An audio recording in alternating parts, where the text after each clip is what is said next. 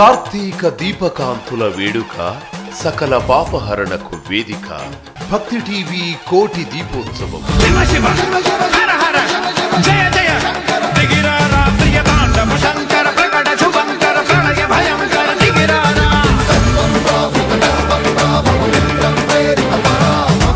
కోటి దీపాల వెలుగుల్లో శివపార్వతుల కళ్యాణ మహోత్సవం శ్రీశైలం జగద్గురు శ్రీ చెన్న సిద్ధరామ పండితారాధ్య స్వామి సుభాశిస్సులు జన్మను తరింపచేసే జొన్నవిత్తుల వారి అపూర్వ ఆధ్యాత్మిక ప్రవచనం దేవులపల్లి ఉమా బృందం చే కూచిపూడి